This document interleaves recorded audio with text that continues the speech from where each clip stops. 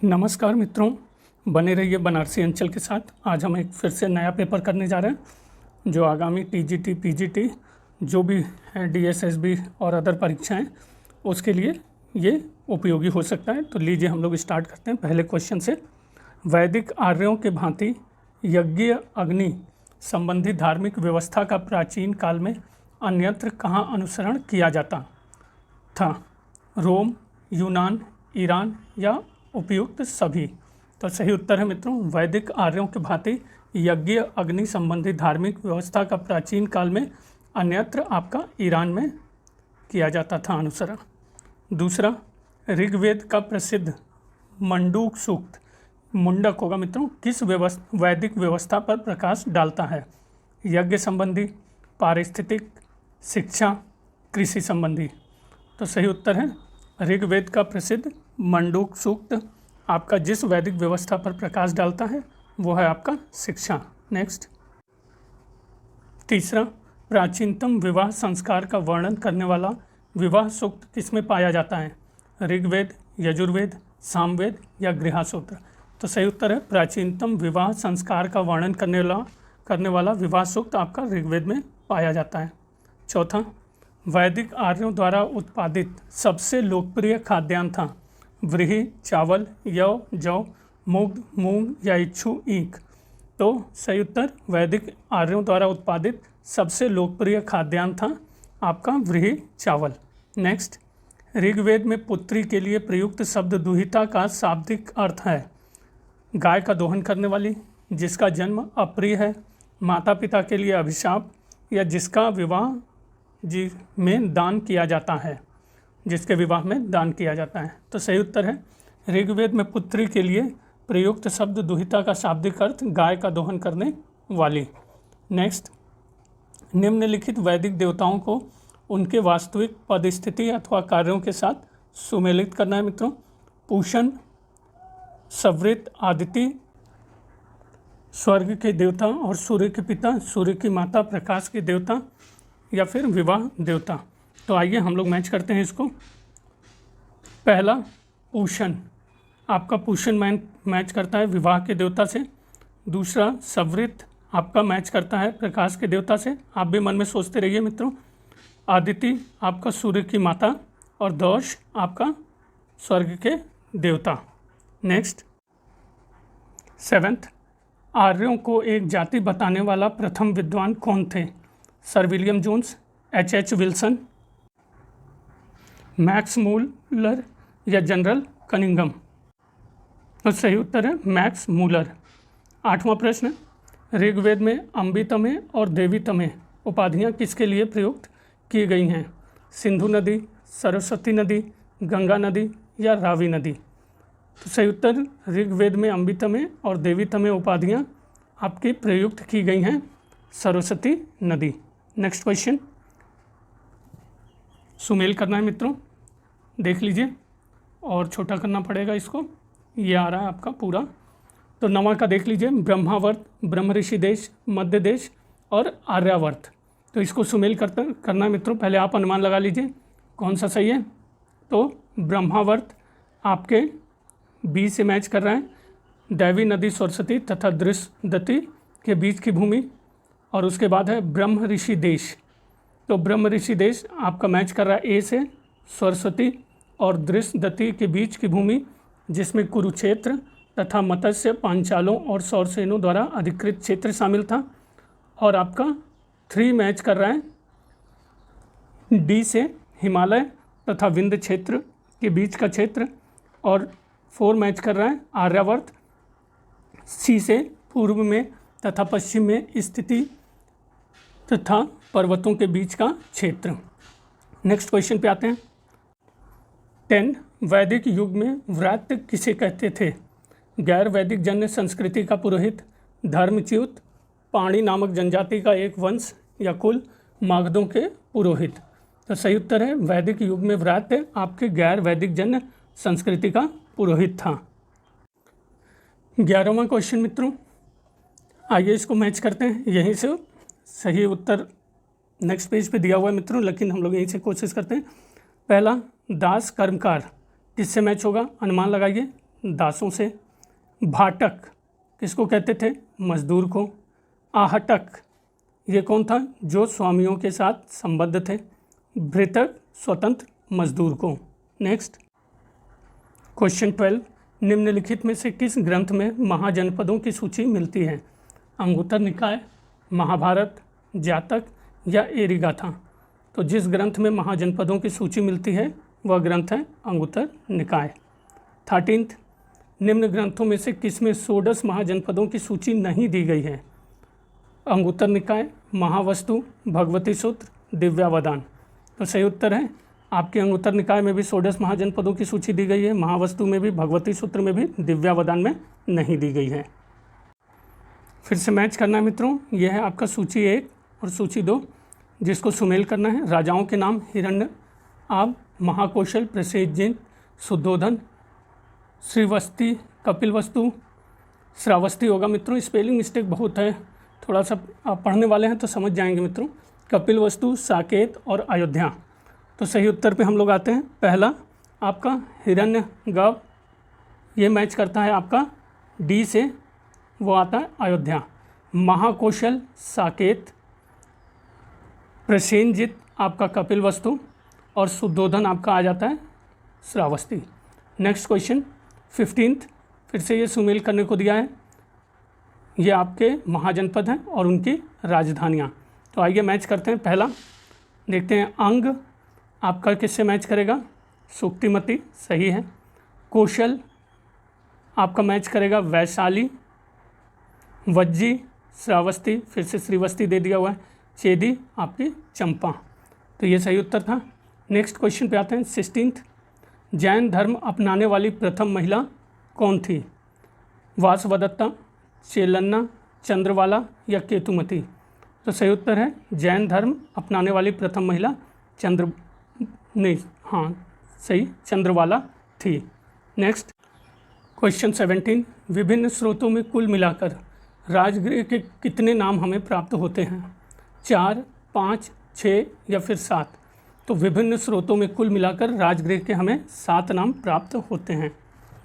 18th, निम्न में से किस महापुरुष की मृत्यु अजातशत्रु के शासनकाल में नहीं हुई थी?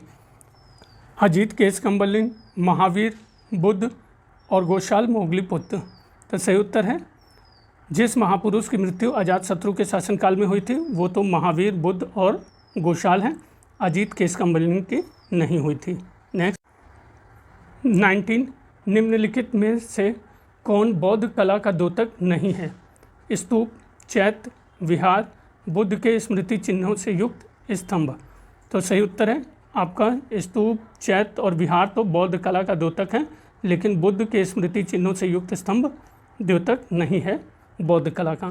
20, किस संगति के परिणाम स्वरूप बौद्ध धर्म के प्रचार के लिए पहली बार विश्व के विभिन्न देशों में धर्म प्रचारक भेजा? प्रथम, द्वितीय, तृतीय या चतुर्थ? तो सही उत्तर है इसमें से आपका जिस संगति के परिणाम स्वरूप बौद्ध धर्म के प्रचार के लिए पहली बार विश्व के विभिन्न देशों में धर्म प्रचारक भेजा गया वह है तृतीय। नेक्स्ट 21, किस बौद्ध संगति ने संस्कृत को बौद्ध ग्रंथों का माध्यम बनाया? प्रथम, द्वितीय, तृतीय या फिर चतुर्थ? तो सही उत्तर है जिस बौद्ध संगति ने संस्कृत को बौद्ध ग्रंथों का माध्यम बनाया वो थी चतुर्थ। 22वां प्रश्न, निम्नलिखित में से किसे प्राचीनतम रूढ़िवादी बौद्ध संप्रदाय माना जाता है? महायानवाद, स्थिविरवाद या थेरवाद, वैपुल्यवाद, प्रज्ञाप्तिवादिन? तो सही उत्तर है जिस प्राचीनतम रूढ़िवादी बौद्ध संप्रदाय माना जाता है जिसे वो है आपका स्थिरवाद या थेरवाद। नेक्स्ट 23, निम्नलिखित में से किस राजा के शासनकाल में महायान संप्रदाय का औपचारिक रूप से उदय हुआ? अजातशत्रु, धर्मपाल, अशोक या फिर कनिष्क? तो सही उत्तर है जिस राजा के शासनकाल में महायान संप्रदाय का औपचारिक रूप से उदय हुआ वो है कनिष्क। पता नहीं मित्रों ये हाथ क्यों नहीं चल रहा है, इस पर कहीं कहीं छूट जा रहा है। 24, बुद्ध के अनुसार सभी मानवीय दुखों का कारण तृष्णा है, जिसका अर्थ है सांसारिक वस्तुओं की इच्छा, भौतिक सुखों एवं सांसारिक भोग विलास की इच्छा, सांसारिक या भौतिक अनुरक्ति, मन का अतिशय क्रियाशीलता। तो सही उत्तर है आपका बुद्ध के अनुसार सभी मानवीय दुखों का कारण तृष्णा है, जिसका अर्थ है भौतिक सुखों एवं सांसारिक भोग विलास की इच्छा। नेक्स्ट 25, निम्नलिखित किस प्रसिद्ध स्मारक के साथ बुद्ध के जन्म स्थान की पहचान की गई है? अशोक का रुमनदेही स्तंभ, अशोक का रामपुरवा स्तंभ, अशोक का सारनाथ स्तंभ या पिपहरवा का घोषितराम विहार। तो सही उत्तर आपका है जिस प्रसिद्ध स्मारक के साथ बुद्ध के जन्म स्थान की पहचान की गई वो है अशोक का रुमनदेही स्तंभ। नेक्स्ट 26, सिद्धार्थ का शैशवावस्था में पालन पोषण उनकी मौसी एवं विमाता ने किया था, जिनका नाम था प्रजापति गौतमी, सुजाता, आम्रपाली, महामाया। तो सही उत्तर है सिद्धार्थ का शैशवावस्था में पालन पोषण उनकी मौसी एवं विमाता प्रजापति गौतमी ने किया था। 27, निम्नलिखित में से किस ग्रंथ में भगवान बुद्ध का जीवन चरित्र या जीवनी नहीं वर्णित है? तो फिर से नहीं पे विशेष ध्यान रहेगा मित्रों। ललित विस्तार में है, निदान कथा में है, बुद्ध चरित्र में है, महावस्तु में नहीं है। नेक्स्ट 28, गौतम बुद्ध के पूर्व जन्मों का उल्लेख करने वाली प्रसिद्ध जातक कथाएं किस निकाय का अंग हैं? संयुक्त निकाय, खुद्दक निकाय, दीर्घ निकाय या अंगुत्तर निकाय। तो सही उत्तर है गौतम बुद्ध के पूर्व जन्मों का उल्लेख करने वाली प्रसिद्ध जातक कथाएं जिस निकाय में है वो निकाय है खुद्दक। 29, जातकों में लगभग कितनी कथाएं हैं? 500, 550, 750 या 860। तो जातकों में लगभग आपके 500 कथाएं हैं। 30, बौद्ध धर्म ग्रंथों का महानतम टीकाकार कौन था? अश्वघोष, बुद्धघोष, वसुमित्र या नागार्जुन। तो सही उत्तर बौद्ध धर्म ग्रंथों का महान टीकाकार आपका बुद्धघोष था। नेक्स्ट 31, निम्नलिखित किस पाली लेखक को मिलिंद पन्हो नरेश मिलिंद के प्रश्न का रचनाकार माना जाता है? नागसेन, वसुमित्र, बुद्धघोष या धम्मपाल। तो सही उत्तर है आपका जिस पाली लेखक को मिलिंद पन्हो नरेश मिलिंद के प्रश्न का रचनाकार माना जाता है वो है नागसेन। 32, बुद्धघोष द्वारा लिखित किस ग्रंथ को प्रारंभिक बौद्ध धर्म का लघु विश्वकोश माना जाता है?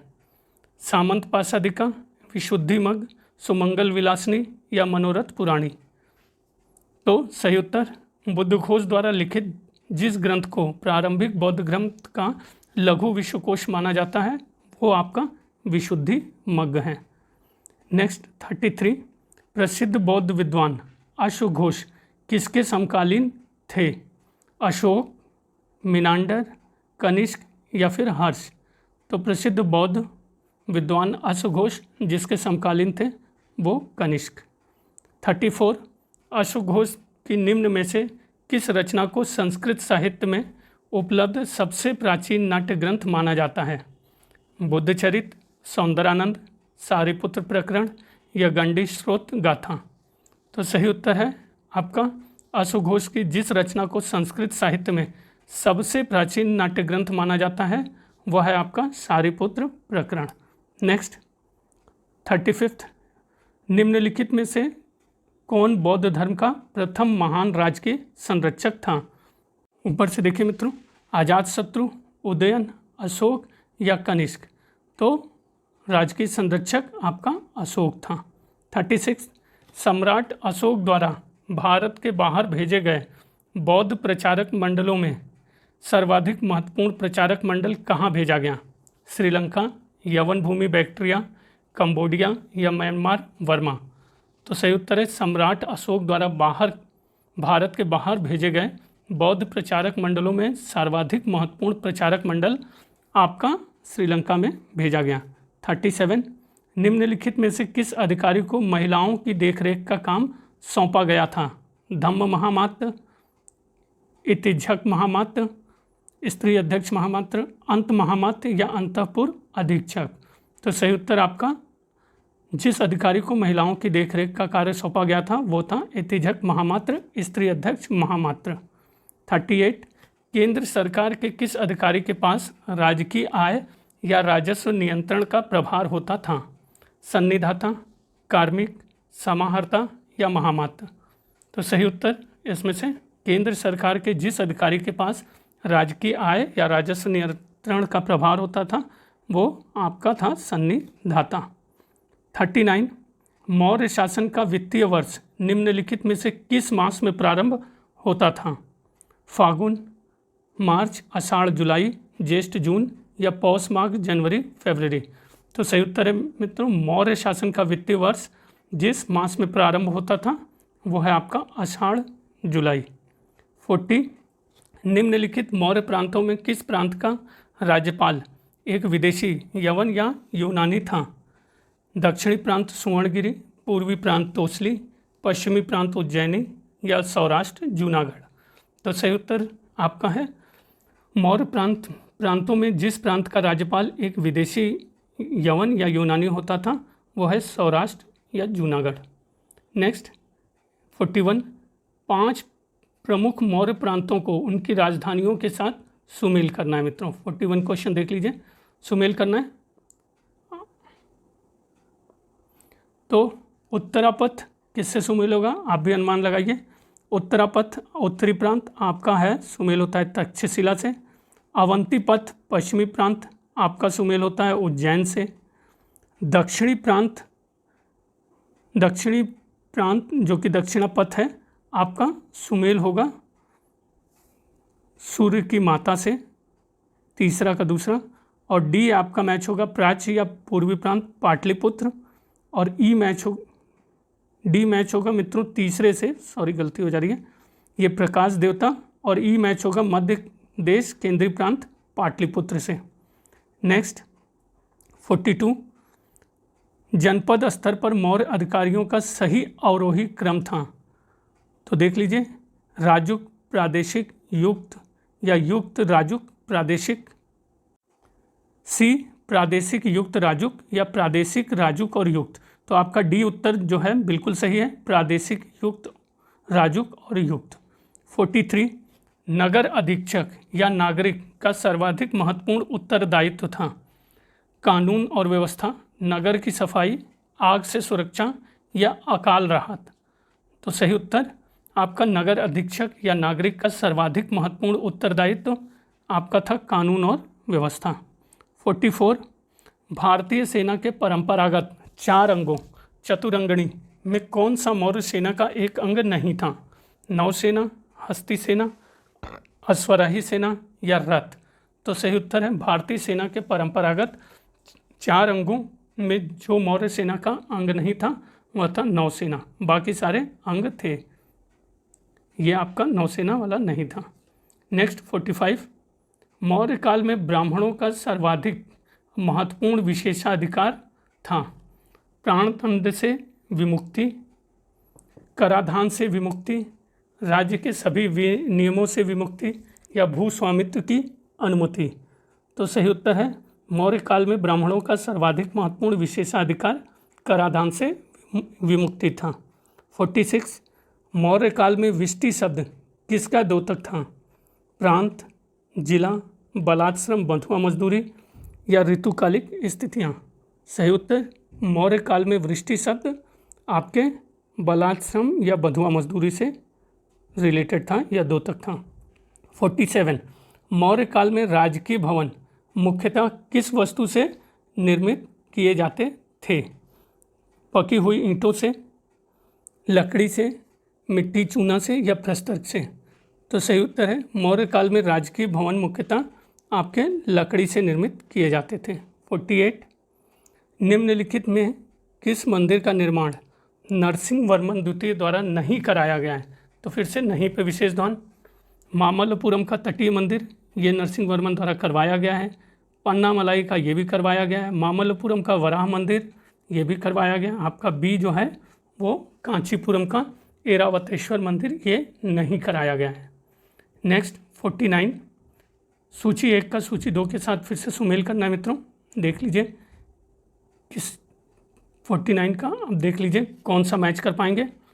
तो सही उत्तर पे हम लोग आते हैं वातापी कुंड, ये जिसकी उपाधि थी नरसिंह वर्मन प्रथम की उपाधि थी आपकी, उग्रदंड परमेश्वर वर्मन प्रथम की, अवनी वर्मन नरसिंह वर्मन द्वितीय की, और राजमार्तंड अपराजित। यह है आपका सही उत्तर। नेक्स्ट प्रश्न पे आते हैं। फिर से सुमेल करने को दिया हुआ है। त्रिशस्ति, लक्षण महापराण, गजशास्त्र, विनय विनिचय, मत विलास, प्रहसन। तो ये जिनकी रचनाएं हैं उनके साथ मैच करना है। तो देख लेते हैं 50 का आपका सही आंसर क्या होगा। त्रिशस्ति, लक्षण महापराण, ये आपका सही मैच होगा 4th से चामुंडराय। गजशास्त्र आपका मैच होगा 3रे से श्री पुरुष, और विनय विनिश्चय आपका मैच होगा पहले से बुद्ध दत्त से, और मत विलास प्रहसन आपका मैच होगा महेंद्र वर्मन प्रथम से। नेक्स्ट 51, चालुक्य वंश के एक राजा ने अश्वमेध यज्ञ किया था, तो वो कौन था देख लीजिए। रणराग, पुलकेशिन प्रथम, पुलकेशिन द्वितीय, या मंगलेश। तो चालुक्य वंश के एक ही राजा ने अश्वमेध यज्ञ किया था और वो थे आपके पुलकेशिन प्रथम। 52, निम्नलिखित किस नगर की श्रेणी ने अपने सिक्के प्रसारित नहीं किए। तक्षशिला, प्रयाग, कौशाम्बी, या फिर विदिशा। तो सही उत्तर है जिस नगर की श्रेणी ने अपने सिक्के प्रसारित नहीं किए वो था प्रयाग। 53, ईसा की प्रारंभिक शताब्दियों में भारतीय और पश्चिमी व्यापारियों का सबसे बड़ा व्यापारिक संगम स्थल कौन था। देडेसिया, एलेक्जेंड्रिया या सिकंदरिया, तक्षशिला, या पालमायरा। तो सही उत्तर है ईसा की प्रारंभिक शताब्दियों में भारतीय और पश्चिमी व्यापारियों का सबसे बड़ा व्यापारिक संगम आपका एलेक्जेंड्रिया या सिकंदरिया था। 54, एक प्रसिद्ध अभिलेख में निम्नलिखित में से किस हस्तशिल्प या व्यापारियों की श्रेणी द्वारा धर्मदाय के रूप में प्रदत्त दान का उल्लेख है। मंदसौर के रेशम बुनकरों, विदिशा के हाथी दांत कारीगरों, नासिक के बुनकरों, या उज्जैनी के अनाज व्यापारियों। तो सही उत्तर है एक प्रसिद्ध अभिलेख में जिसमें हस्तशिल्प या व्यापारियों की श्रेणी द्वारा धर्मदाय के रूप में प्रदत्त दान का उल्लेख है, वो है मंदसौर के रेशम बुनकर। नेक्स्ट 55, दस्तकार एवं शिल्पकार मुख्यतः किस वर्ण से संबंधित होते थे। वैश्य, शूद्र, वेण, या फिर रथकार। तो सही उत्तर है दस्तकार एवं शिल्पकार मुख्यतः आपके शूद्र से संबंधित होते थे। नेक्स्ट 56, मौर्य काल में सर्वाधिक सामान्य रूप में प्रयुक्त सिक्के थे। निष्क, सुवर्ण, कारसापण, या काकड़ी। तो सही उत्तर है मौर्य काल में सर्वाधिक सामान्य रूप से प्रयुक्त सिक्के आपके थे कारसापण। नेक्स्ट थोड़ा धुंधला आया है मित्रों, मैं पढ़ देता हूँ। कारसापण सिक्कों को किस धातु में ढाला जाता था। स्वर्ण एवं चांदी, तांबा, सीसा, चांदी एवं सीसा। तो सही उत्तर है कारसापण सिक्कों को चांदी एवं सीसा में ढाला जाता था। 58, निम्नलिखित में से कौन से सिक्के चांदी में ढालकर प्रसारित किए गए। निष्क, पाल, शतमान, या काकड़ी। तो सही उत्तर है जो सिक्के चांदी में ढालकर प्रसारित किए गए वो थे शतमान। 59, सर्वाधिक संख्या में रोमन सिक्के कहाँ से पाए गए हैं। केरल, तमिलनाडु, या दोनों में से, या पश्चिम बंगाल में से।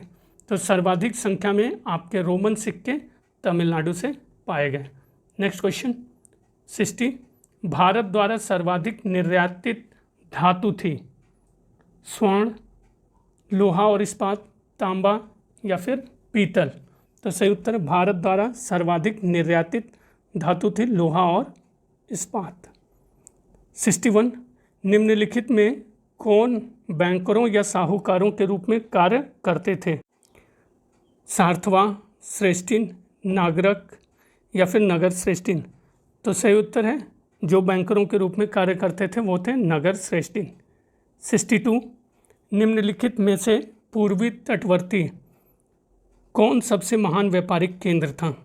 ताम्रलिप्ति, कालीकट, भरुकक्ष, या कल्याण। तो सही उत्तर है पूर्वी तटवर्ती जो सबसे महान व्यापारिक केंद्र था वो है ताम्रलिप्ति। नेक्स्ट 63, गुप्तोत्तर काल में निम्नलिखित किस नगर का महत्व समाप्त हो गया? कन्नौज, पाटलिपुत्र, मथुरा या फिर वाराणसी? तो गुप्तोत्तर काल में जिस नगर का महत्व समाप्त हो गया वह था पाटलिपुत्र। 64 गुप्तकालीन चांदी के सिक्कों को क्या कहा जाता था? रुपयक, दिनार, शतमान या करसापण? तो सही उत्तर है गुप्तकालीन चांदी के सिक्कों को चांदी के सिक्कों को आपका कहा जाता था रुपयक। क्या कहा जाता था मित्रों? रुपयक आंसर में दिया हुआ है, इसको प्लीज़ आप चेक कर लीजिएगा, कन्फ्यूजन कुछ हो रहा है। 65 स्वर्ण भूमि अथवा स्वर्ण द्वीप किसका सामान्य नाम था? म्यांमार, वर्मा, मलय प्रायद्वीप, इंडोनेशियाई या उपरोक्त सभी? तो सही उत्तर है स्वर्णद्वीप या स्वर्ण भूमि सामान्य नाम म्यांमार, मलय प्रायद्वीप और इंडोनेशियाई को कहा जाता था। तो ये मित्रों सीरीज यहीं पे समाप्त होती है और थोड़ी सी गड़बड़ियाँ हुई हैं प्रिंटिंग में भी मित्रों, और थोड़ा सा आज ये फिंगर भी नहीं काम कर रहा था। कोई बात नहीं मित्रों, आपका बहुत बहुत धन्यवाद अंत तक बने रहने के लिए बनारसी अंचल के साथ। और प्लीज़ सभी से निवेदन है सब्सक्राइब करिए। बहुत बहुत धन्यवाद।